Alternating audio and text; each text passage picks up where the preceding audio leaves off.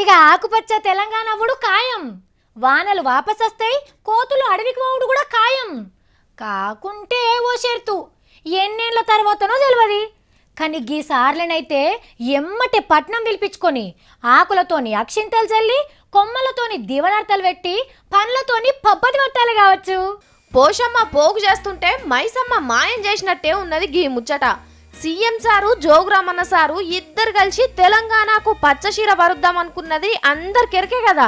మీదికెళ్ళి హరితహారాన్ని చూసి హరిహర బ్రహ్మాదులు హిమాలయాలలో తిరిగే మునులు కూడా ఈడికే వచ్చి ముక్కు మూసుకొని తపస్సులు ధ్యానాలు చేసుకోవాలని చూస్తుంటే ఫారెస్ట్ ఆఫీసర్లు పూతకు ముందే పురుగు పట్టినట్టు చేస్తున్నారు.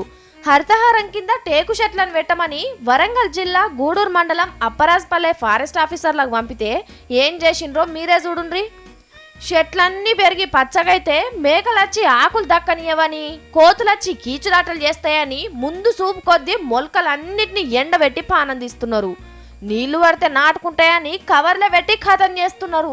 అయ్యో బంగారం అటువంటి మొలకలు ఎండిపోతున్నాయని ఊరోళ్ళు పోయి అడిగితే ఏమన్నారే పెద్దన్న? రైతులం పోయి మీ మొక్కలు పెట్టుకుందాం అనుకో, మీ అడిగితే మాత్రం మాకు ఇస్తారు, తీసుకొచ్చి అడ్డగోలుగా మాత్రం ఉత్తమైన ఫారెస్ట్ భూములు అడ్డగోలుగా ఎండిపోతున్నాయి. గది ముచ్చట.